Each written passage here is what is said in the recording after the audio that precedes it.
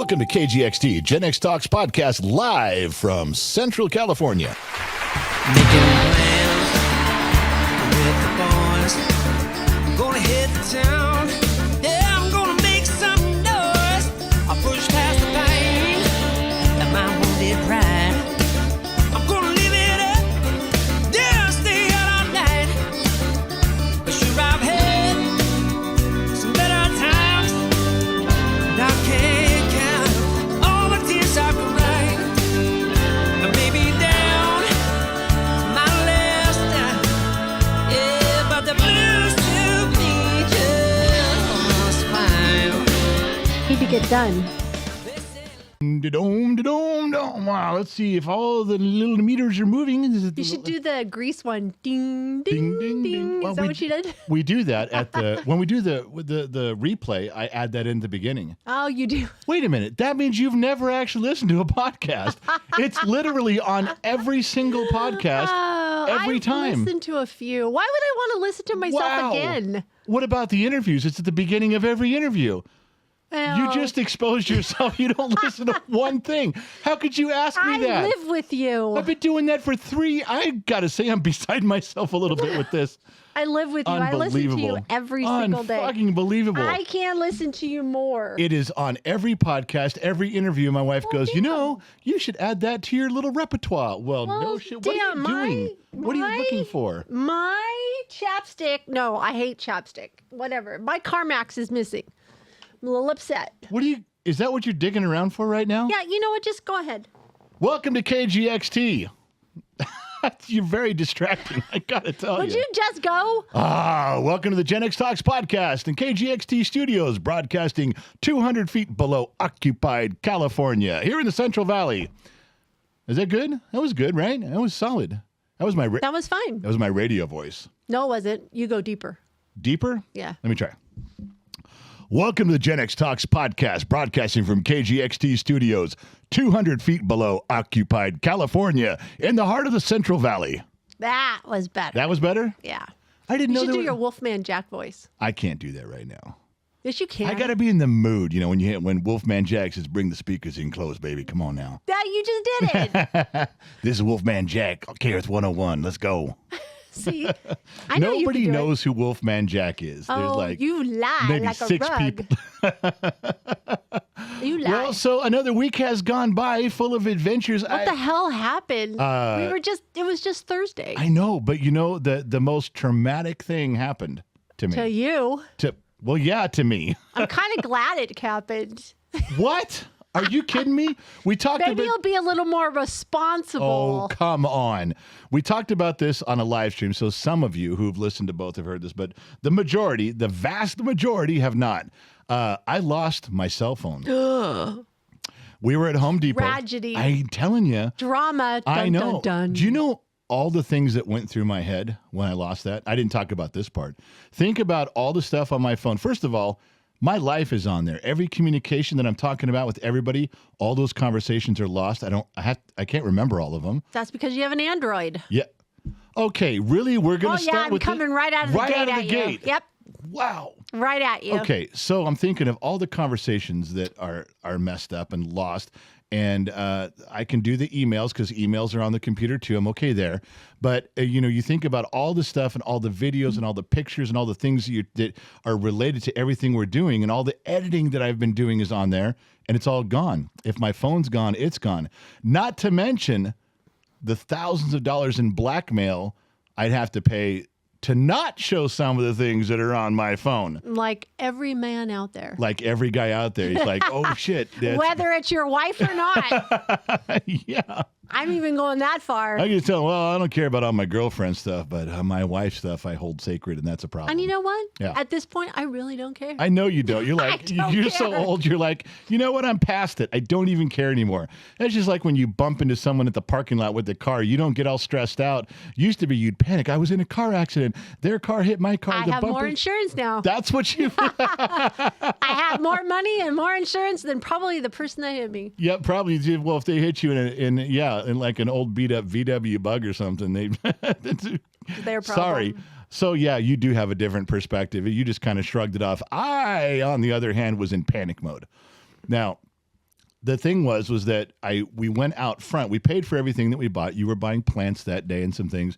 And we went out front of, this was at Home Depot. I love Lowe's and Home Depot. What's that? I love Lowe's and Home Depot garden section. Do. Yeah. You go into the hardware section. I stay in the garden area. Right. That's usually how it goes. Okay. And so we went to the garden section, did her stuff there, and we paid for she wanted some special bags of fertilizer or compost or whatever it was. Doesn't matter. Hold on. Josh says, sounds like the gain is up too high. Can hear you, but sounds spacey.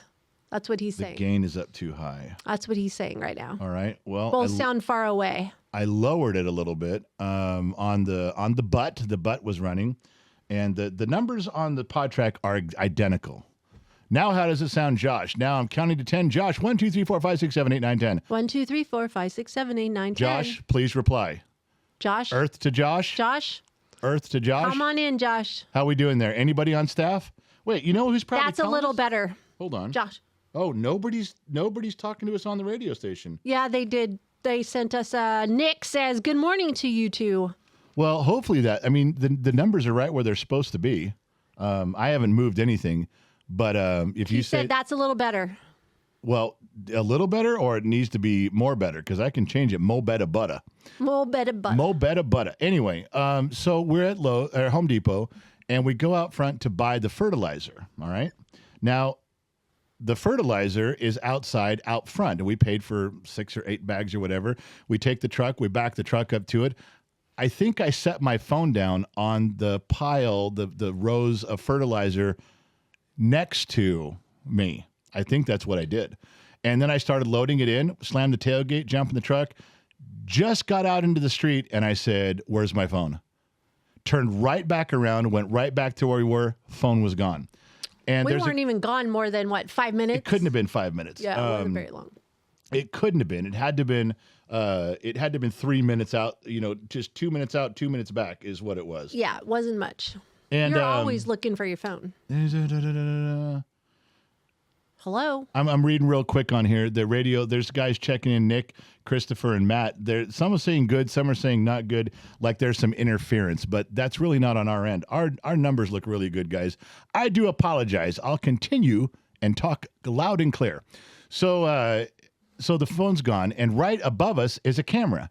So you grab the security guy, and you're like, hey, go in. And the guy goes, I just got on shift. Wow, great. I know. You're like, so what? Do your job. You're saying you're clocked in. Do your goddamn job. And the guy, what did he tell you? He's like, well, the security cameras aren't run at this location. They're like, he was of no use to me. I kind of walked away from him and went, never mind. I wasn't going anywhere. Well, because he said, yeah, the security cameras, we don't monitor them here. It's in Pennsylvania. And we're like, well, call the dude in Pennsylvania then and turn on, look at this camera. Well, I'll try, but I'm not sure if they're Time was of the essence at this moment. Yeah, so you walked away. I asked the lady at the register, because I thought maybe you set it down right there at the register. She said no. Then I walked into customer service. Yeah. They said nothing was turned in. That's when I came out the front door and you said, where's your phone?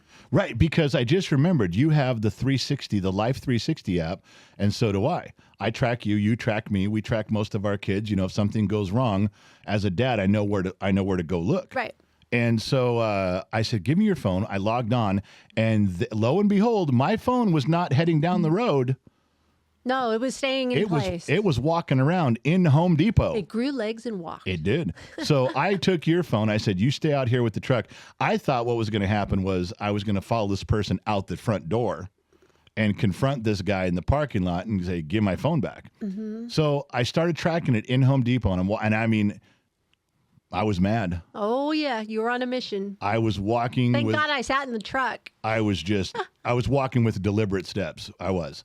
And I find the phone in this one corner of Home Depot. Kind of, you guys know the corners, there's really, nobody ever hangs out in the corners. There's not as much there. But this one corner, there was my phone, and there was this girl. She's like 30 years old. I don't know, Mexican, Puerto Rican, whatever she was. And she was shopping, and the phone moved with her right to that point. I just walked up and said, you have my phone. She goes, I don't have your phone. I'm like, okay, look, you've got my phone. And I told her, I said, I'm tracking it right here. And I remember looking her right in the face and pointing and going, you are not leaving here with my phone. And I'm telling you, the look on her face was, oh, shit.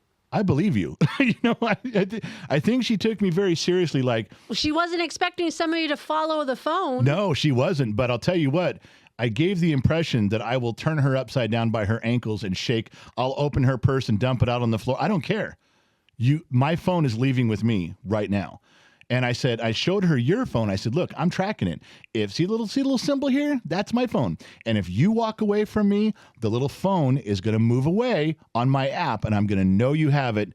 And then I said, and then I'm going to take back my phone. I'm going to get it. Kudos to the 360 app. Oh, yeah. Anybody that has it, It's free. Yeah. And I'm telling you, it put me within 6 feet of where she was. So now she doesn't want to leave. Now she's sitting there. And she won't leave. She won't walk away because I just showed her. You walk away, I'm going to know. Eventually, she walks away and turns the corner quickly. And sure enough, my phone recalibrates and it shows it moving and turning the corner. So I said, okay. And then I start coming. I start walking. Well, I turn the corner and she is booking it down the other aisle. Of course she is. But my phone wasn't. Yeah. My phone wasn't moving anymore. And I looked down and right there on a pile of something in the aisleway, something they had on display, I don't know, light bulbs or something, she had set the phone. Wow, it moved from the front of the store magically to the back of the store. At the same time she did. What? Weird.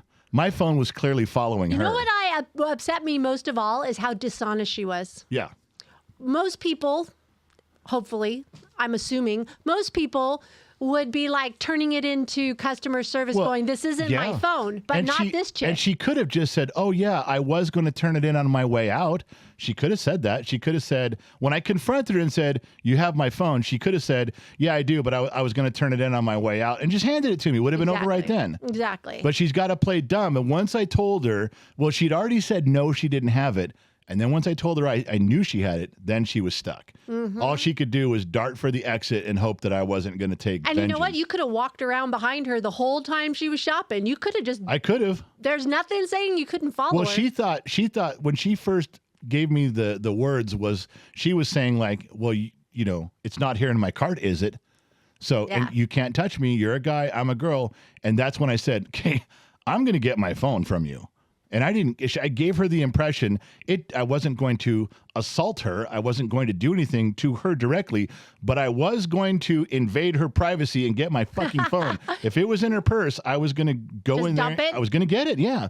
So she knew that she wasn't just walking out of that store with, oh my gosh, this big fat white guy is harassing me. Yeah, the big fat white guy is going to get his phone.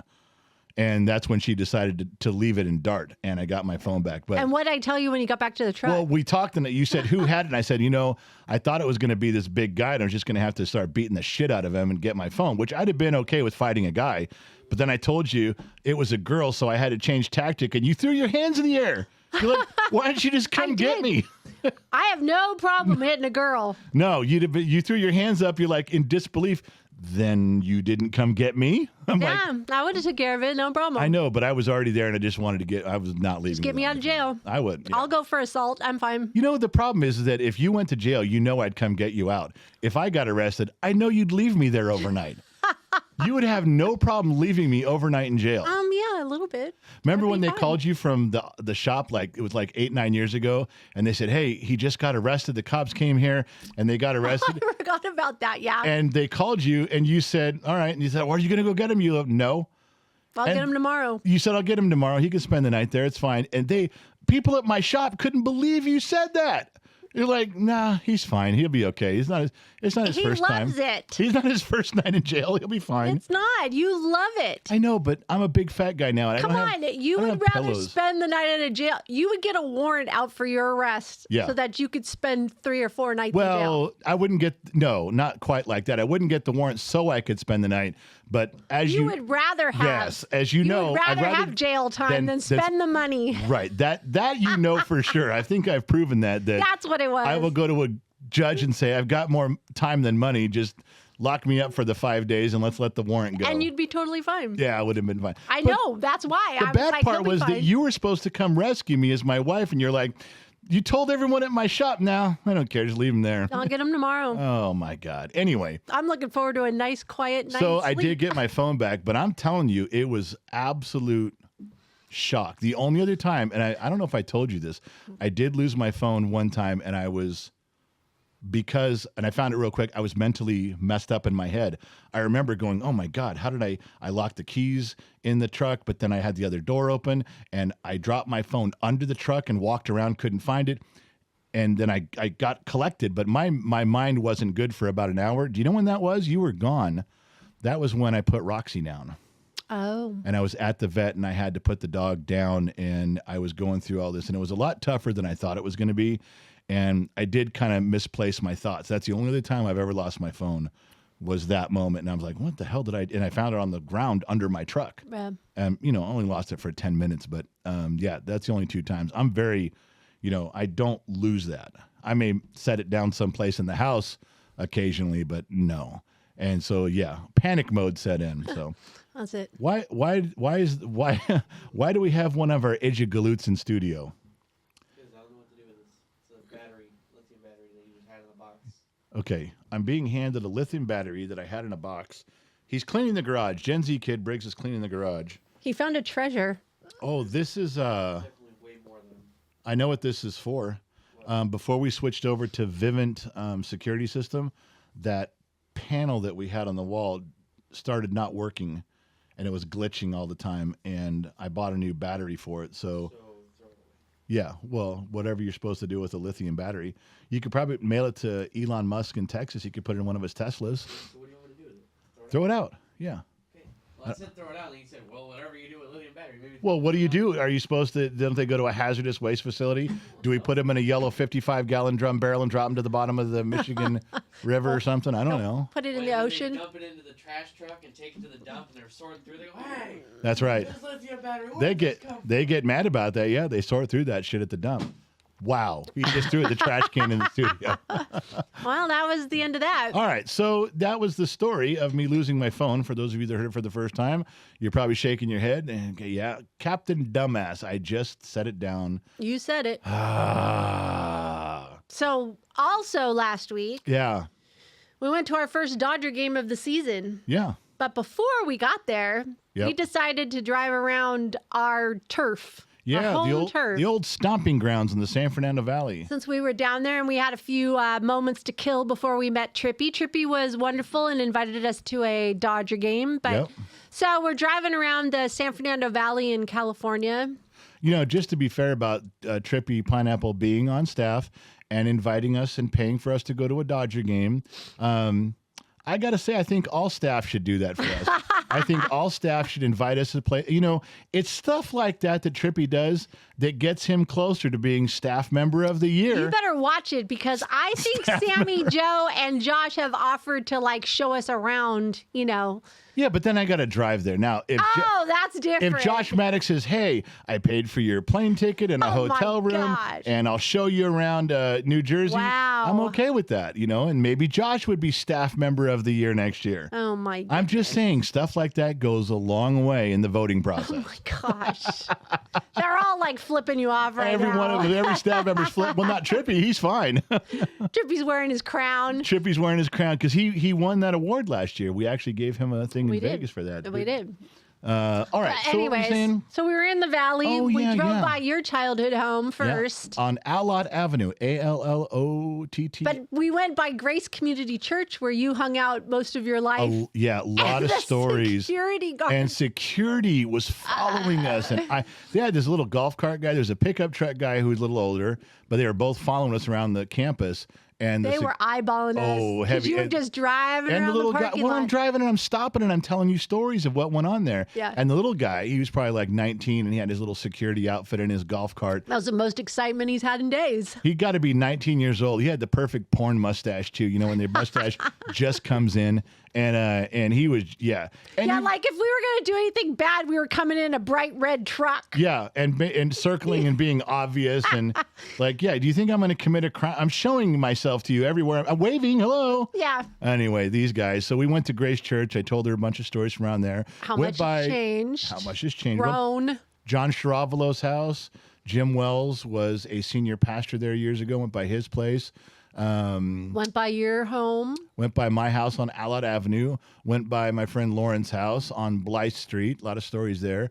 A lot of the houses have changed over 40 years, obviously. Remodeled for the worse, I think. It doesn't look anything like it did in there. Well, we made a comment about all the fences. Yeah, we never used to have fences around the property. We used to run down everybody's grass, lawn. front yard to front yard to front yard. To the front door. You could run and it was one thing as time changed and bars went up. You're like, okay, I see bars on the windows, bars on the door. I get it's changed. But now they've moved these bars they build gates right up to the sidewalk everywhere. And it's like, that doesn't, I get it. You look fortified. You hunker down. Yeah. But it doesn't. It's not inviting. No. Who would want to have a block party like the Sandlot? Because we had block parties on that street when I was growing up in the 70s. We had block parties every summer. Mm-hmm. And who would want to do that now? No, nobody does that now. But we did notice that. But the streets also, the streets weren't paved. They're so rocky and have potholes and stuff. We went by my childhood home. There was a crack in the street where we used to play baseball in the cul-de-sac, and we would bat from the crack. That's where we started. Yeah. And you're right, the streets weren't paved. The crack was still there. Yes. And then we went by your mother's house, which I thought was weird because obviously we recognized it, but they changed a lot. And they put so much money. They must have put $300,000 or $400,000 into that place and didn't fix the roof. I know. They actually didn't change the roof. I had Briggs up there years ago fixing some of the tiles with just some roofing, those tar tiles. Well, they were tar shingles, shingles, yeah. And they were still up there, the mismatched ones from what he put up. And they had a blue tarp. Yeah. They just sold that house for $1.4 million, whoever bought it, rebuilt it and sold it, and didn't do the roof. And now there's a blue tarp covering half of the roof on the back. Yeah. I pay $1.4 million. That fucking roof better last 50 years. They didn't. I was really surprised too. Very surprised. But it doesn't look like my home anymore. And the neighbor's house, which is very, very, very old looking, not as well kept. Right. They just put a row of bushes so you can't see it. Yeah. The other thing I thought was sad was my mom used to love her camellia bushes in the front yard by the driveway. She loved that thing and it's gone. Ripped all her rose bushes out, that I think hit me more than just the house. Yeah, I could see why. If you're going to say something, you got to be on mic. I can't do this anymore. You make sure your mic is plugged in. You should just make a box of things you don't know. Yeah, a box of complaints. There's like a lot of boxes then. Are you on 3 or 4? 3. Okay, go. Plugging in the microphone because the kid entered the studio again, even though the red light's on. Look, man, this is like the worst job to give me during the podcast. All I said was clean up the garage. You got lots of stuff where then I don't know where it goes. Okay, what do you want now? Okay, this thing. It's the gold does ratchet. It need to go in a special place? Yeah, it needs to be left out because that's a potential sponsorship. Yeah, that could happen on the garage show Friday. I need you to put everything in the garage away. Yeah. But there's some things I need you to leave out. Okay, let me explain it this way. Yeah. I need you to put everything in the garage away, except for the list of things in my mind. This is literally the worst job you can give me during the podcast because I gotta ask. I said put it in a box if you don't know. So we drove around, then we met Trippy at I don't know. This was so dumb. Trippy picks a place to leave his car. In Burbank. He's like, well, I'll park my truck and ride with you guys. I'm like, okay. Now, silly me as a Generation X guy, I think he's got this all planned out. I think he's picked a spot that has a big parking lot, or it's like at a Target or a Walmart or a park or something, and we're going to leave. He knows where he can leave his truck. I said, well, where are we going? He tells us, and it's this little tiny restaurant with 3 parking spots downtown Burbank. I'm like... But then it had a parking structure. But the thing that he didn't realize is if he could park there for more than 2 or 3 hours. Well, I don't know. Typical. That's what happened. Typical kid. I swear, that kid... And I do say kid because he's younger than me. Anybody younger than me is a kid. Anybody older than me is an old man. That's the rules. That's how it goes. Now you know. You can play along too. And so then he ended up just following us to Dodger Stadium. And we kind of gave him our routine. We just showed him. Like, we get there before the gates open. Because this was his first time at Dodger Stadium. Yeah, and I said, look, this is just what we do. It's a lot of people call it a waste of time, but we show up a half an hour before the gate opens for parking, and we sit at the gate. then we have perfect parking. Then we walk up to the stadium, and we're there at the stadium gate half an hour before the stadium opens. Then when it opens, we walk in. Now, at that point, you still got 2 hours before game time. Yeah, but it's fun. But it's really fun. We get to pick our little seats by the bar where I like to sit because there's tables and chairs, and we behind the bullpen, and we can go around the stadium. So I'm not saying that where I choose to sit is the best seats in the house. The seats are probably better, but I really love and enjoy the interaction of where I sit. Josh Maddox says, we can hear all of you, but it does not sound like any of you are speaking into your own mics. Sounds like we have one mic on and it's picking up everybody. Okay. Your mic is on. Okay. Because it's as you talk, it comes right up to where it's supposed to be. So does my mic. So the pod track and the recording is going to be fine. Okay. And on Streamlabs, when you talk, it's going into the yellow. When I talk, it goes into the yellow. Okay. So that's fine. This is what is going on, Josh, is something on the outside to do with the radio station. All right. Well, then we'll let it go. Now, Josh, I'm going to turn up the radio input quite a bit. I turn it up a lot. Now, if that's worse, tell me right away if this is worse, and I'll turn it back down. What time are you at so I can document? I'm at 10:25, and I turned up the radio station. We are 25 minutes into the stream on the butt, and I turned up the gain on that just to see. I can edit this out in the podcast. But for you live listeners, this is floating as we go here. So, Josh, tell me if that's better or if that's worse, because I turned the gain way up on the butt, just on the radio station. Much worse, he says. Okay. So now I'm going to bring it down here to this, and I'm going to go a little lower. And, Josh, I'm at -7 decibels on that. So you let me know how that goes. So now I'm way down on that, Josh. We're pulled way back. I went the other way now. See if that's any better. Let me know how you think about this, because I pulled way, way, way back. But my microphone is up. The light is green. The trap is clean. Much better, he says. Okay, so we'll bring that, and we'll bring that down here around -8, and we'll leave it. Then he said volume boost it now. I don't know what that means. That's what he just told me to I don't know how to, I don't know how to do that. On mine, everything's right where it's supposed to be. So the recordings are going to come out good. There. All right, Josh, I'll remember to have it at -8 on the butt. And that's important. So, yeah, so we went to the Dodger game. The Dodgers won. It was a good game. You guys made fun of me because I couldn't pronounce that drink. Michelada. Say it. No, Michelada. No, he said it was Michelada? Me enchilada. That's what I told the lady. When I went to buy it, I go, can I get a me enchilada? And she goes, what? And it was fun, though. But people noticed us. Gen X Talks. We got to take some pictures. Yeah, you know, one guy shocked me and said he wasn't sure if it was you, but then he saw me and then realized that. 2 people did that. 2 people walked up and said, they looked at me and said, you know, I thought that was you. And then when I saw your wife, then I knew it was you. Oh, okay. Well, I was like shocked going, You're not in that many videos. You're on the not. podcast a lot, every week. But yeah, 2 guys definitely were like tipping the scale that you were the deciding factor to come up and say hello. I was just shocked when I was like, it's not, I'm nothing. I am not the face of Gen X Talks. If we also count the drunk guy who was. Oh my God, that was so funny. I was in line. And I was going to get the drinks, and this one guy's like, "Hey man, you're Gen X Talks," and him and his 3 friends were just shooting the shit, taking pictures and talking about stuff. And this one drunk guy is sitting there the whole time. He's watching, but he has no idea why these guys are taking my picture. He has no idea why we're all getting a picture. So he runs up, he puts his arms around all of us, puts out his phone and starts taking pictures. He's like. And we're like, yeah, there you go. Thanks, man. He goes, yeah. He says, why am I taking this picture? Which one of you is the famous one? I would have said, here's your beer. Here's your beer. Here's your last beer of the night. Have a good time. But he didn't know. He knew that one of the 3 of us or 4 of us was important enough to get a picture, but he didn't know which one. Yeah, that was. So he just jumped up and took a picture of all of us.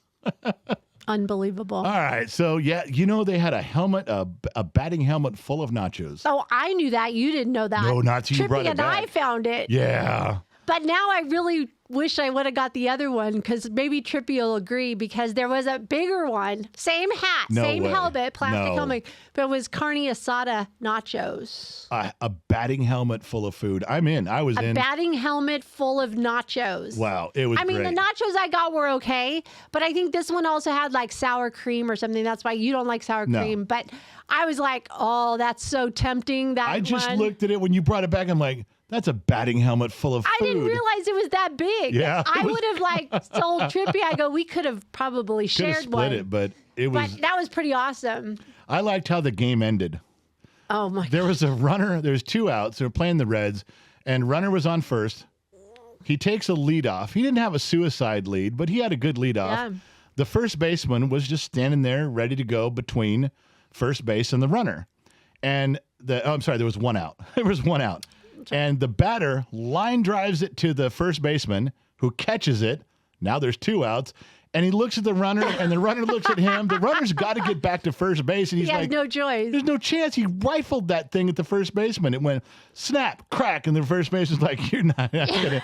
The guy just goes, just tag me. That's right. And the game was over like in 1 second. It was great. So that was a really, really good game. Fun way to end. And then so we did that. I don't remember. Was there something else on that, or was that it for the Dodger game? I think that was. Yeah, that I was think pretty that was much it. It was fun. It was a good night out. And thanks to Trippy. Oh, there's a yawn. I saw you yawn. Yes, 1. The over under 6. That one slipped out. I'm sorry. Thanks, Trip, for taking us to the Dodger game. We owe you one, buddy. We had a great time. So I want to talk. You guys know about. We mentioned it in the beginning, making fun of the intro to interviews. I did an interview yesterday. I had 3 lined up. And you had 3. That was the most you've ever done on a day or had scheduled. Yeah, I was like, okay, I can do 3 interviews. I'm just going to go. I'm saying yes to everything. Let's just do it. Well, Banks, Turbo Banks, the Banks power equipment, they bumped it. They said we got to postpone it, so they'll reschedule. And then my first guy showed up. I'm sitting in the Zoom call for like 25 minutes. And then I called Jacob. Jacob's the brand manager. And I'm like, dude, I'm sitting in here and he's not here. So he calls the guy. And the guy says, you told me to be there at 1. He goes, yeah. And you're on the East Coast, so it's now. He goes, I'm not on the East Coast. And so you got the time wrong, buddy. So the manager, Jacob, messed up on time. So that one will get rescheduled too. So I ended up doing 1. Now, what Jacob does is he calls me and he goes, okay, let me give you the prep on this, man. Let me talk about each one of these interviews you got set up. Like, I know the people, I know the product, I know the deal. Here's what they're looking for the interview. Do a good job. So he preps me. He sends me notes. And so this guy, I go, this guy, Ken Rabow, I go, he hasn't canceled. He's next. So I asked Jacob, I go, who is this guy? He goes, I don't know. He goes, it's funny, the same thing. He goes, your wife asked me to send a bio on him and some notes. He goes, I don't have any notes. Who is this guy? I'm like, wait a minute. You didn't line this guy up. I'm doing an interview and you didn't do it. So you come walk in the studio and I'm like, Jacob doesn't know who Ken Rabow is. You have set up this interview with Ken Rabow. Who's Ken Rabow? And where did this come from? And so you get all snarky with me like, well, if it didn't come from Jacob, it came from you. Exactly. And I'm like, okay, I don't set up interviews at all. It couldn't have come from me. Uh-huh. So you leave and come back in 3 minutes and go, you sent me a link in an email and said, follow up on this. Yep, and I have the paper trail. I have the email trail going. It all came from you, buddy. And Ken Rabow, turns out that he's a guy. He's a guy. He's a guy. I know a guy. He's a guy who teaches people how to be mentors to children, and not like just boys and girls club mentor, like go play basketball with them, take them to lunch, listen to their problems. Like coaches, like being like this is deeper. He you can be a coach, you can do these things, but it's absolutely these bedrock fundamentals that he has structured to really help kids move along in life. Wow. And I thought, all right. So the night before, because I went to look this guy up, I found his YouTube channel, 45 subscribers. Not 45,000, 45. Yeah. He has 85 videos that are all about 3 minutes long. And they all say, hi, I'm Ken Rabow. When you join my program, I'm going to teach you how to be a mentor. The next one says, boy, you're really going to be excited about this program if you join it. That's all they were, with small exceptions, but that's mainly all they were. So now I'm getting ready to do an interview with this guy. I have no idea who he is. I don't really know anything about him. I do know that I'm a little apprehensive. Yes, you were. Because his secretary, his staff, every email that they have sent to me about this, once we got to this point, always ended with, here's my pronouns. I'm he, I'm she, he or she, her. herself, they, them, her, them, whatever. And I'm like, oh my God. I said, what have I gotten myself into? You know, is this guy going to get on here and want to have a group hug and sing Kumbaya and start talking about? You know what I thought? What? I thought he saw the videos and was like, you're really, really hard on your child the way you talk to him. I thought he was going to go that route. Yeah. Like he was going to come in with some intervention. I was like, oh man. And completely could have. It wouldn't have surprised me at all because I can't derive anything from his videos. Right. I'm not super excited about the emails I'm getting from his staff. So I go in there. I told you, I said, look, man, if this guy starts squaring up with me, I'm going to run him over like a fucking dump truck. Yes, you did tell me. And I got a little worried. I said, all right, well, we'll see how it goes. And so the guy comes on and he struck me as a little awkward at first, but then I found out he's Canadian. So that explains the awkwardness. And then I just kind of let him talk. Did you go A? Oh, he did. He said, yeah, I got to say A with everything I say. That's the beginning of the interview. And so he talks for like 12 or 13 minutes, which I told him, said, tell us about where you were born, where you were raised. And I'm getting better at corralling these guys, bringing them along. Like, okay, let's move along, you know, without saying that. So all of a sudden we get into a couple situations where he said, well, he goes, you know, kids, they're afraid to do anything. This was the big confrontation. Between you and him? Between him and I. Okay. He said, he goes, kids today don't want to make phone calls. They don't want to write emails. No. They're scared. They're afraid they're going to fail. They don't want to try to get jobs because they're afraid they're going to fail. And failure is such a big thing. And I let him talk and I said, okay. I said, I got to call bullshit on that. I said, you can't let a kid hide behind it. Because once you tell them, you know, if a kid's like, no, I don't want to fucking make a phone call because they don't want to, they're being stubborn. Maybe that's the case. But as soon as you say, are you afraid to make that phone call because you might fail and be embarrassed?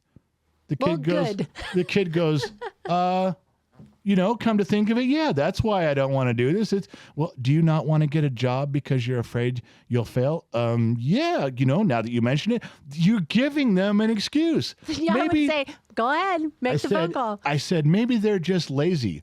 Maybe they're stubborn. Maybe they're assholes. Maybe they don't want to make a phone call, write an email, get a job, do their chores because they're dicks. Not everyone is hiding behind, well, I'm insecure. But I said, Ken, as soon as you tell them that, as soon as you tell them, I think you're just a victim of the world and you're insecure, they go, yeah, that's right. I'm a victim here. I'm insecure. Then you're going down that road. And so I confronted him and I thought, okay, here comes the fight because he's clearly on the other side of the fence from me. He goes, yeah, a lot of kids are just assholes. Wow. And I was like, oh. Okay. He turns out he was simply offering a perspective because as you listen more, this guy specialized in the first part of his career with special needs teenagers. Teenagers that were very introverted. Some were autistic. Some they had mental problems. They were on the spectrum. Oh, they trying had to huge bring social them problems. Forward, yeah. And he says, I worked for so many years with them that when it came time to work with teenagers and young men and women that didn't have all these problems, it was much easier because it was a much easier transition. And so now, but he at that moment in the conversation, he was just explaining some of his early work and how difficult those were. But all of a sudden he was like, yeah, that's probably true. And we kept talking and getting along. I brought up Briggs and some of the challenges I've had, you know, with him and raising him and doing some stuff. You know, really, I remember when I got done with the interview, you said, how was it? And I go, weird and cool, because I didn't know how to describe it. Yeah. It's one of those interviews where I don't have an intro. I usually say, well, welcome to the intro. We're going to have Brian Connor. He's a singer-songwriter. He's a musician. And here's your interview. Listen to Brian. And this one, I don't know quite how to, I almost want to go and go, here's Ken Rabow. It's kind of a weird interview. Check it out. It's almost like that, but it was surprisingly, it went so much better. We laughed about stuff. I did have to corral him because he had a lot of information he wanted to kind of run down the path, but I'm going to try to get that out for everybody next week or so. I think it would be interesting. You know what I'd like to do? I'd like to have people tell me what they thought of Ken and the interview. I would really be interested in having some of you guys who do listen to these interviews give me an email and say, here's what I thought. I'd like an honest opinion on that because it will definitely shape how I do things in the future. So this meeting that I thought was turned, and here's the other one. All of this staff with this she, her, them, this whole persona, it's not him. He goes, that is a marketing company that I paid money to try to get my name out there, to get me interviews. It's how I got on your channel. And I was like, okay, well, can we skip talking with those fuckers? And him and I just exchanged emails. Oh, cool. I'm like, I'd really rather not go through them again. So now I feel good because that whole woke persona is part of that marketing group. And I'd rather not deal with people that are pushing that agenda, and I'd rather deal with people individually. So now I just circumvented them. I'll give them, they what did they call for? They wanted an audio file. Yeah, I'll give them a copy of the audio file, but then I'm done. I'm going to just deal with Ken. And he didn't pay us to be on the show. We didn't pay him to be the interview person. It just was one of those things that worked out pretty well. And I'm telling you, it was odd. The first 12 minutes was maybe even a little dry, but after that, I lit up. That's good. And he responded. I'm glad it turned out to be a good thing. Yeah, it was tough, but it was weird but cool. So. And what did he say to you? You were telling me at the end he made a comment to you, a compliment, I should say, about your interview. Well, he's been doing these interviews. He said he just even did 2 this week already before us, and he said, but this marketing company has been getting him tons of interviews, and he goes, I can't believe, his words were, and it's on the podcast, you'll hear it. He goes, I can't believe that you did this with no notes. And I never do. I never have notes. No. And he goes, you referenced everything. You kept things going. This was the most fun and entertaining podcast that I've ever been on. He goes, this was great. He goes, this is absolutely great. Now, remember when I told you that I didn't like his YouTube presence, 85 videos that don't say anything, 85 videos that just say, well, here's what's coming next if you join up. I told him that. I go, I tried to do a little homework on you, but you don't have anything online. You got 85 videos that all say, tune in next week, join the program, and then you can learn everything. There's nothing on there that tells me anything about you. I said I would have no interest in following up with you, except we're doing this interview, but I wouldn't have had any interest on YouTube because I have no idea what you do or who you are. Yeah. I go, there's a couple testimonials from people on there that are pretty cool, but 85 that are all 3 minutes to 4 minutes long that don't say anything but how wonderful you are and how wonderful your program's going to be. Well, at the end of the interview, he goes, I want you to know that hit me pretty hard.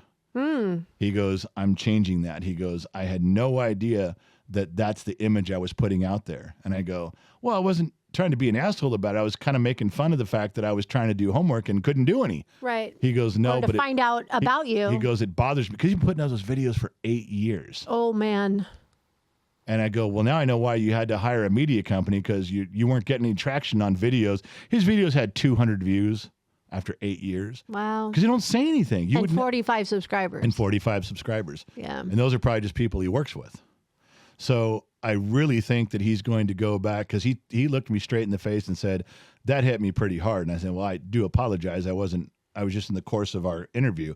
He goes, no, he goes, I didn't know that's what it was. I need to make a change on that. That was an honest criticism. Oh, yeah. That's what it was. And he took it the right way. So here again, I'm thinking this Canadian guy, he's kind of, you think, oh, this guy's talking funny. He's goofy looking. And what does he know? And then by the end of it, you realize how smart the guy is. He is trying to fit in with whatever program he's talking about. He's trying to fit in with the Gen X Talks thing. He did homework on us. He went through a lot. He knew a lot of videos by name and kind of dissected them. Whoa. And he was very, very in tune with Gen X Talks. Well, that's good. He got it. That's good. So it was a good interview. Sorry for dragging on like that. It might be something worth you guys seeing, but when it comes out, but it was worth doing. Now I'm glad I did it. I'm glad I didn't cancel on him. I really am. Ken Rabow is his name, like rainbow, but no N. No I-N. Well, but I'm not going to say that. Just without saying no the letter N. No N. Rainbow with no N. Yeah. All right. So, yeah. So? What? What's next? Come on, give it to me. I'm ready. MarcyZavala.com. MarcyZavala.com. MarcyZavala.com. MarcyZavala. MarcyZavala.com. What about it? Uh-oh. I wasn't going to say this. Uh-oh, here it comes. I saw, okay, I don't want to talk about it. I had a very bad reflective moment. It spun me out. When did this happen? This morning. I came down to the studio and I was actually going through some security footage. I was looking at some things and I saw on screen where I, doing something, and I looked at myself and I don't see myself. Fat people don't ever think they're fat. Fat people know they're fat, but they don't know how they look to other people because we still think we don't look super fat. And all of a sudden I looked at myself and I was ashamed of myself and I felt horrible.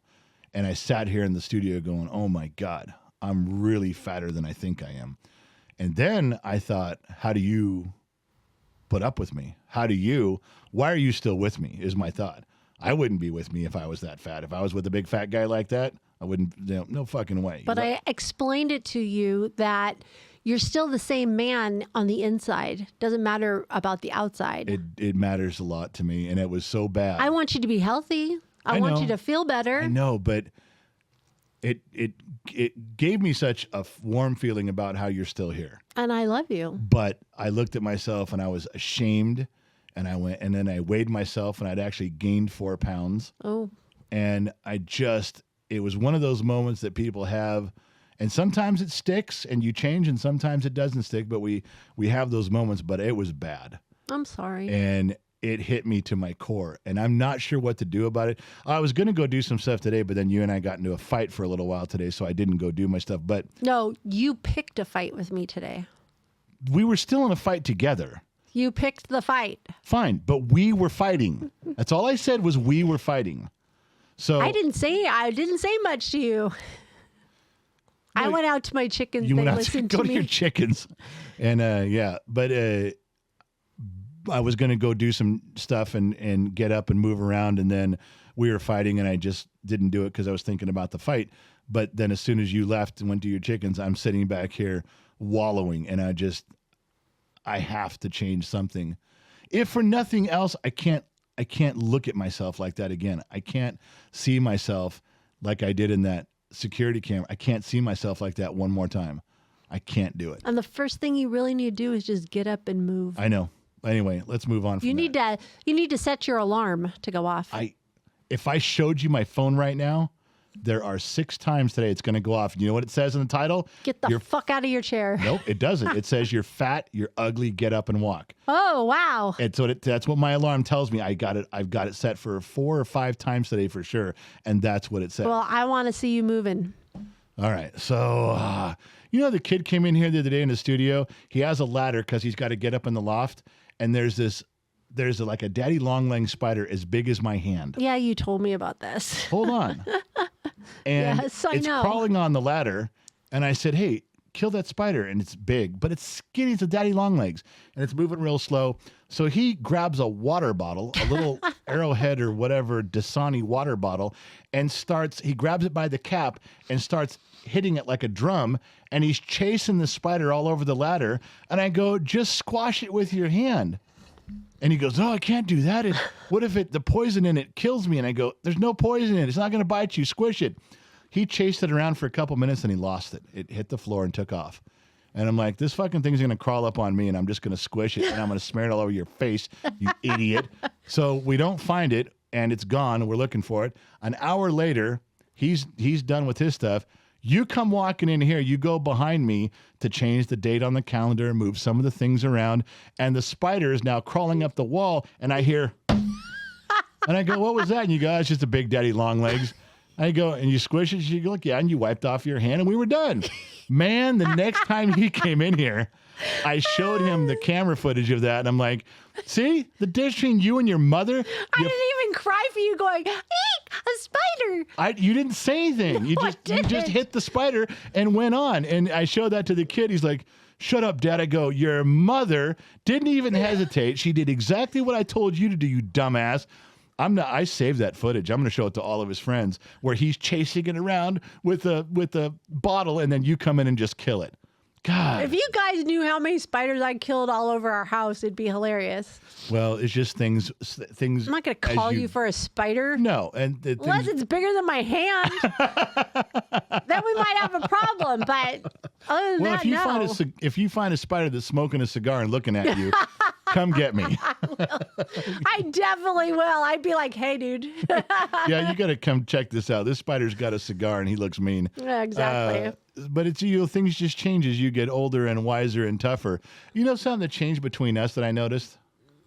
When we're in bed and we first got together and we bump each other in the middle of the night, you just I'm sure everybody feels this way. Yeah, they will. But you bump someone, and if I accidentally bumped you in the middle of the night 30-some years ago, you'd have been, hey, baby. What are you doing? Hey, what are you doing? Up? That's right. What are you doing? We bumped each other last night. It was the exact same words. Hey, what are you doing? But it was, hey, what are you doing? Stay on your side. Stop hogging the pillows. And I remember laying there going, whoa, how times have changed, because an accidental bump years ago is, hey, what are you doing? Now it's, hey, what are you doing? Oh, times have changed, I tell you. Stay in your lane, man. Yeah. You have your half, I have mine. We're fine. Yeah, well, I just bumped you. We'll meet in the middle at another time, place. I was just bumping. I was an accident, like my elbow or my knee or something, and you were like flipping out. That's a sign of a long marriage. Too long. Speaking of long marriages, I wished our sister-in-law, Sun Valley Fox's wife, a happy anniversary the other day. 46 years with my brother. 46 years married, and I was laughing with her. And she is such a saint, and she is such a sweet person. Yes, she is. She absolutely is one of the sweetest persons I've ever met in my life. And I was joking with her on the phone, and I said, happy anniversary, 46 years. Boy, you deserve some sort of a prize or a medal or a vacation for putting up with the Sun Valley Fox, your husband, for 46 years. Now, when you're a saint, when you're a wonderful person, your answer is, oh, no, it's not bad. It's been a wonderful 46 years, and I've enjoyed every minute of it, and he's a wonderful man. And that's what you expect from most people, and especially from a saint. And she shocked you. And she goes, I said, you deserve a trophy and a medal. She goes, do I? She goes, yes, I do. I went, whoa. I mean, this is from someone who it's like the Pope taking off his little cap and going, this job sucks. That's almost what it was like. It was this beautiful woman who decided to sit back down and go, yeah, I don't know if I can do another 46. This was tough. You're right. I do deserve something, don't I? I thought that was hilarious. But, I get some of her frustration because everybody knows we're going to move to Reno. So we go up there. We've been looking for play. When was the last time we were back up there? How long ago? May. I don't remember. A little quieter. I can't quite hear you. May. End of April. Sorry. It was end of April, 1st of May. So, and we looked at a few places like Gardnerville, I think was one of the places. And, your brother lives up there. And we were all in the garage. And I thought, well, I'll ask him what he thinks of Gardnerville. Oh, yeah. And I said, because I don't know the area. He's lived there for 32 years or whatever. And I said, so what do you think of Gardnerville? And he goes, oh, yeah, I wouldn't live there. No, I thought, okay, well, why? Is there a problem? Is there a septic system? Is there, a government? Is there a jail over there? I mean, you when you asked a local, why? So I said, oh, you wouldn't live in Gardnerville. Why is that? He goes, yeah, it's too far of a drive to everything.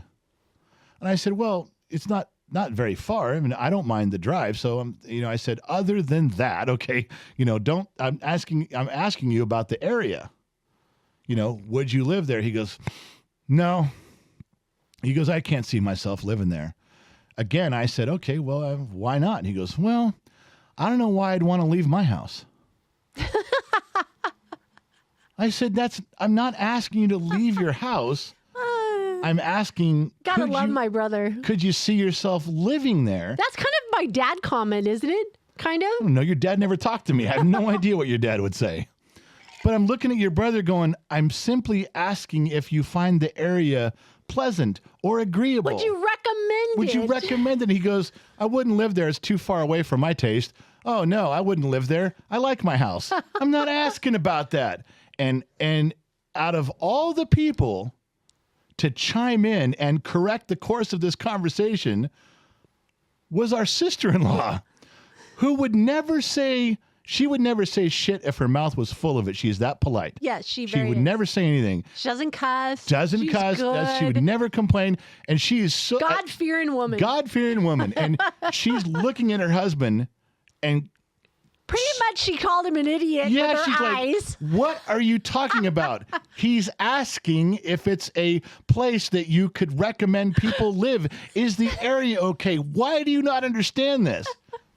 And I think the worst part for that whole conversation was how embarrassed your brother was, because who's like, oh, it's my dingy wife. Yeah, you call her your dingy wife, and she's smart enough to know what the conversation is about, and you're completely lost.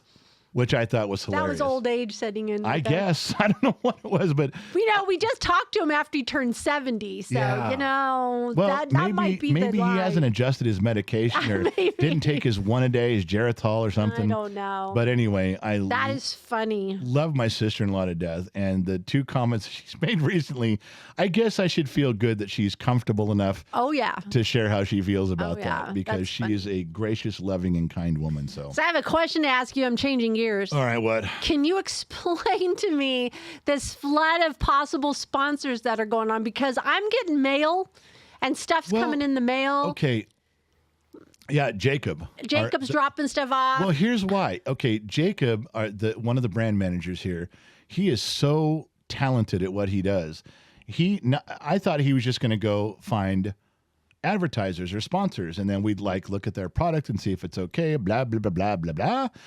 He's finding people that like the show. That's cool. He goes out the Grill Masters Club that you and I are fighting over, the Grill Masters Club subscription. I'm not going to fight with you again. I don't want to start a fight. Why'd you bring it up? Why'd you bring it up? Because it's a sponsor. You brought it up about sponsors. So, Grill Master Club, they love Gen X Talks. So this is a good fit. Zippix, which they do the nicotine toothpicks. They hey, we're big fans of Gen X Talks. We sell Zippix. Here's some free samples. And I didn't have any use for it at all because I'm not addicted to nicotine, but our daughter is. Mm-hmm. So working with her on some stuff, all of a sudden we're like, hey, we got something here for you, Zippix. The grill floss. Who owns a grill who couldn't use that magnificent tool? That just knocks down 90% of the work within moments. So when the grill floss guy out in Orange County says, hey, man, huge fan of Gen X Talks, here's what I make. I make these things. You know what's really good for that is those stupid little corners that you can't get to with a brush or something. That is very specific. It's like a detailed tool. It's great. So what's happening is Jacob is out there pounding the pavement, and he finds people that not only do they have what could be a cool product. I'm not saying everything that we engage with would work. Maybe some things we'd say, hey, that's not really, we're not interested. Thank you anyway. Right. But the point is that he's going about this with every single person is a fan of the show already, the program, which is great because then it's a good fit. All right, I'm getting it now. So he's kind of just shoveling stuff our way. He's like, okay, here's some emails, and I'd like to interview them. I'm looking for people to interview. So if I can interview the owner of the company, he gives us some free samples of whatever it is, and they come to you. Maybe there's something there. Maybe we can work something out, or maybe not. But I don't mind talking about people that follow the program if they have a cool. Let's say Zippix never does anything, but we can put up on our website and say, hey, you guys want to quit smoking? These guys will help you. So what? Yeah. Aren't we helping out Zippix and they're fans of ours? We're fans of theirs. Yeah, we talked about him on the last podcast because I had all these samples and stuff, and I got a really good response. People emailed me and wanted to give it a shot, and I was happy to send off these samples that were given to us. So and Jacob's been doing that with people, saying, well, if you want to do something, then send us some samples and let's have some conversations. It's all they are, is just conversations. Yeah. If it doesn't turn out to be anything more than an interview, then we got more interviews. I think it's great for our stuff. I'm just, you and Jacob talk, and then all of a sudden all this stuff just shows up. Well, little lady, we'll let you in on things as soon as we need to bring you on board. You're on a need-to-know basis there, little lady, darling. Brother. Oh, man. So I guess people are waiting for the weekly updates. Do you want to talk about, I don't know, should we talk about the daughter? Should we go there? Okay. It's a little touchy subject It is right now. And everyone's been following along with the millennial daughter 1 foot out the door. Everybody knows that she threw a big fit a couple months ago, packed up all her shit and moved out of her boyfriend's apartment, and she's back here. Okay. you guys have been playing along with the game and moving pieces around the board. We are now in month 5. Month 5 of this mess. Well, she texted me like at 1 a.m. and said, "I'm fighting with my boyfriend. I'm coming home." I said, "Okay." And she goes, if the doorbell monitor goes off, it's just me. I'm just coming in. And I said, "Well, you have a nice warm bed here, and your room is safe, and everybody loves you, and this is a nice quiet place for you to be. Come home." Yeah. So she shows up like at 3:30 in the morning, and I didn't bother her. I just made sure she got in okay. And then it was either the next day or the day after. She even called in sick to work. She goes, "I'm not going into work. I'm not." Told her boyfriend, "Find your own way to work," because they work at the same place. They ride together. She goes, I'm not even giving you a ride. Figure it out yourself."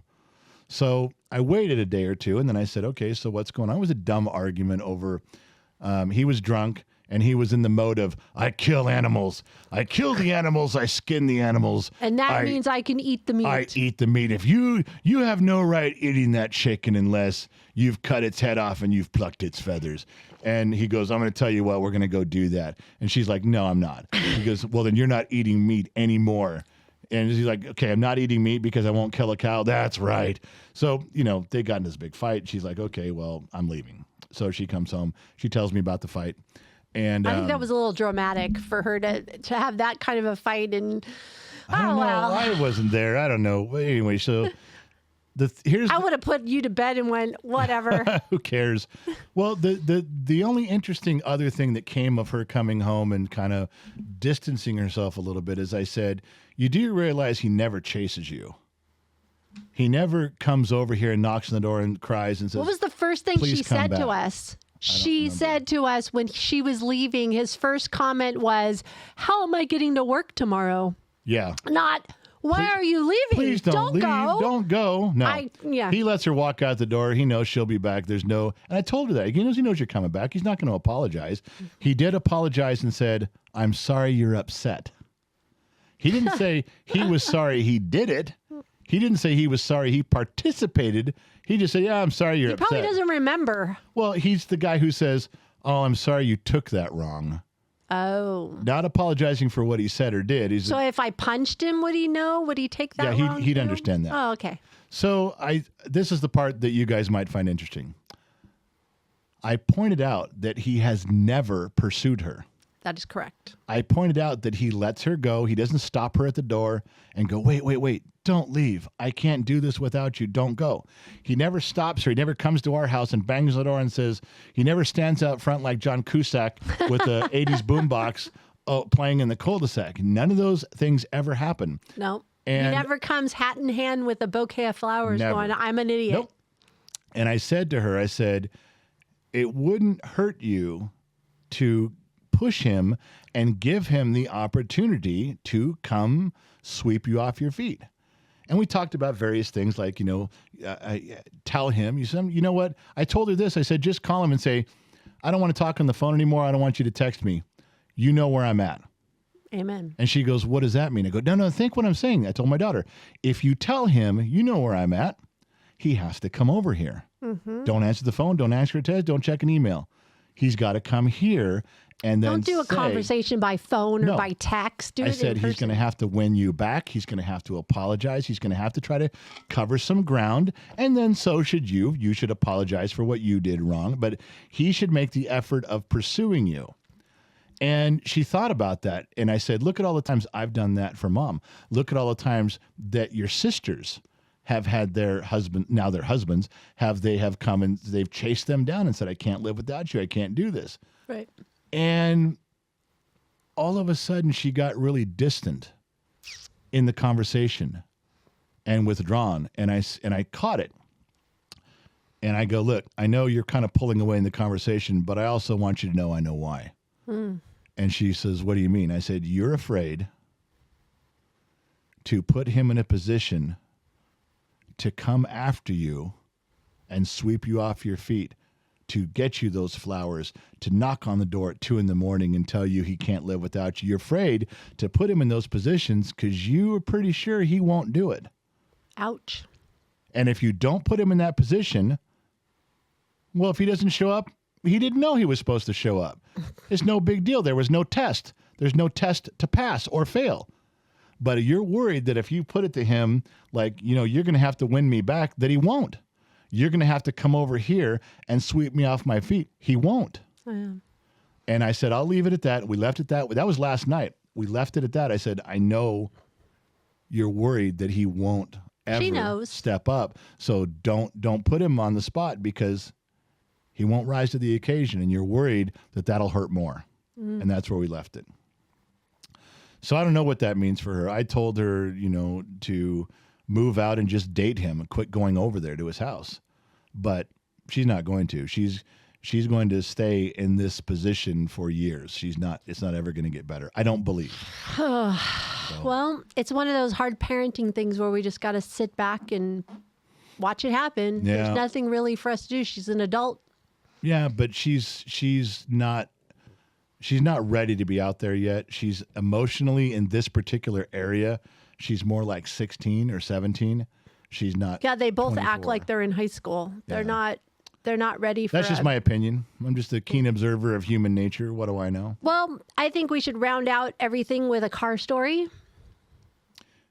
That's where we're going next, is a car story? Yeah, because it's been an hour. What? Come on. Well, you got to end it. Everybody loves your car stories. Come on. I was thinking about something that I know I've talked about this a long time ago, but this, and it affects everybody, but it mainly hits women the wrong way. And I'm going to explain to you how mechanics get paid. A lot of mechanics are on a system called flat rate. Let's make this really simple. Okay. Let's say, hold on one second. Is it only mechanics or are other jobs like that? there are other jobs that are flat rate jobs that you can get paid by the job you do. In other words, if someone says you're a carpenter, go frame that house. I'm going to give you $500 to frame that house.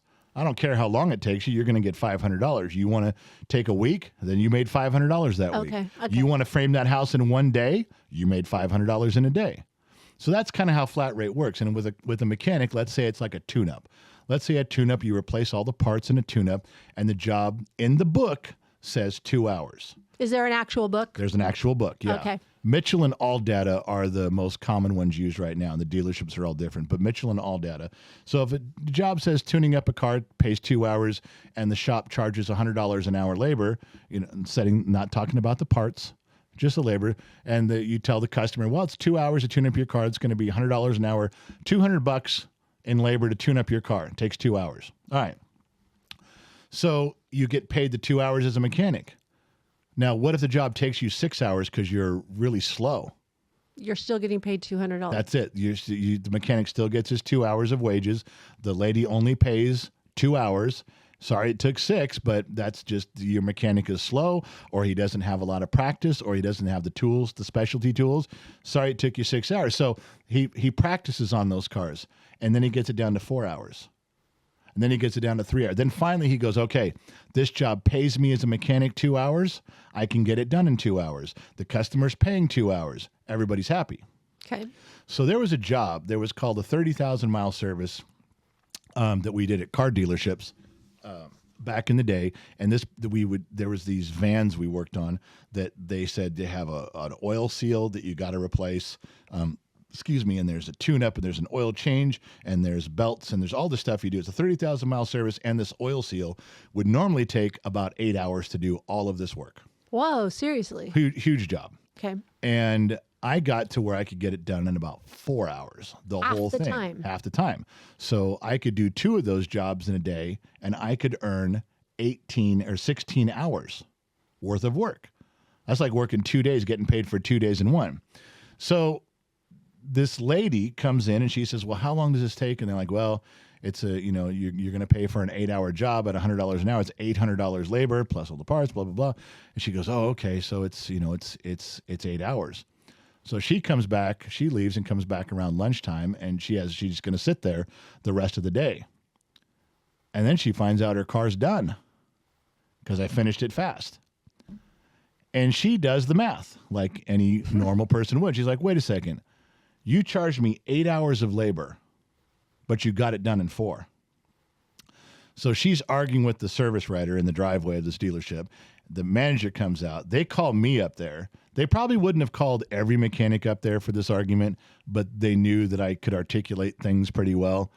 And so I get to the conversation, and they had already kind of explained flat rate. They said, look, the job pays 8 hours.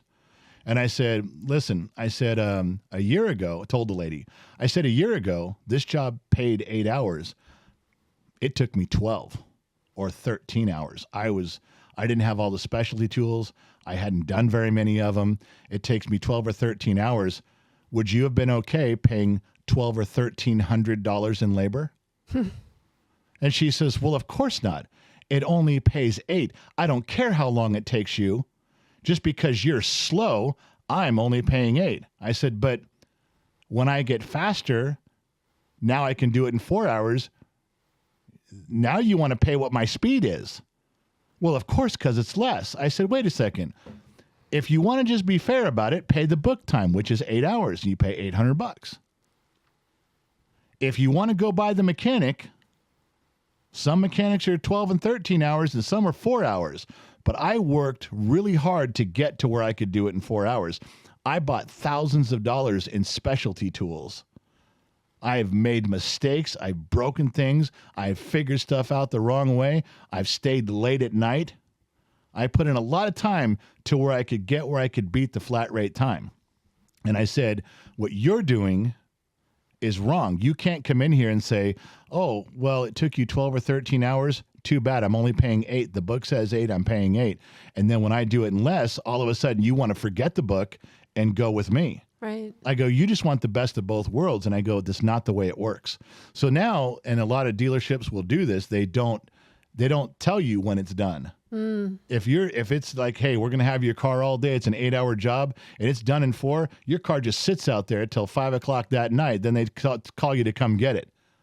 Because they don't want to have these conversations with you over and over and over. Yeah. So now what some people would say is, well, you're going to need to change the book time.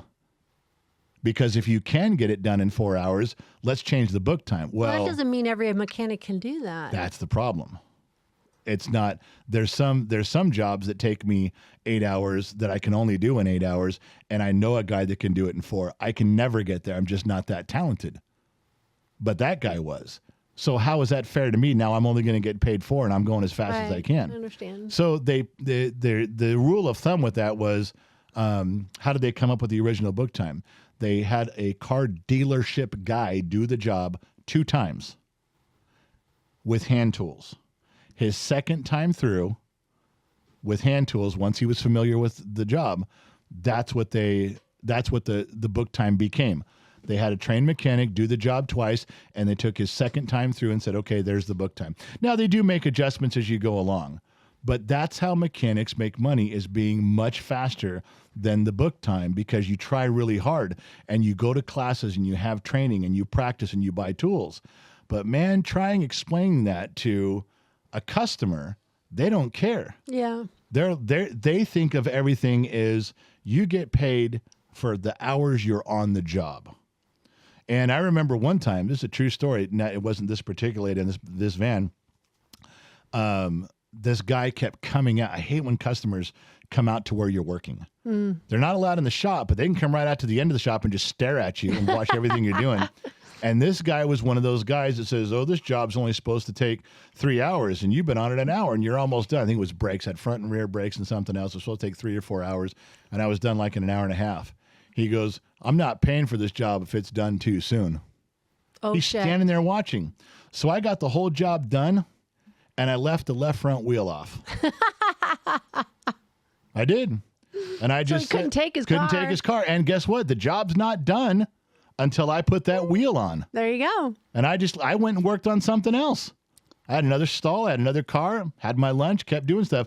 That guy was pissed off, fuming mad. I said, well, if you don't want to be a dick about it, I won't be a dick back at you. When the 4 hours came up, I went over, put the wheel on, lowered the car down, test drove it out, handed the service writer the keys and the ticket, gave him a little wave, and off we went. So, but okay, do you understand that now? I get it. I understand. I completely understand. That's a big thing. It's kind of for a mechanic a challenge, though. If they say 4 hours, it's kind of a challenge for you guys to see how fast you can do it. Very much so. So it kind of gives you a little incentive on that end of it. But I guess people just don't realize how hard it is to work on cars. Now that I've worked at the shop down with you, I realize watching you work and watching the guys that you hire, I mean, I wouldn't want to do it. It's hard. It's a lot harder than people think. Yeah, it's and, really hard. You know, you get into it because you love working on cars and it's fun. And then after 20 years, you hate it because you're not just working on the cars. But there always is satisfaction that you fix something when it's done. You always get absolutely. that. That's cool. That's a big thing for That's very I don't know cool. if that counts as your car story or not, but there's well, it just makes people think about things when they take in their cars to different things. So it should. That's how flat rate works on lots of and jobs. kindness goes a long way. Oh, sure. Yeah. Well, I had customers who were nice to me, and I would do extra stuff for them all the time, even at the dealership level.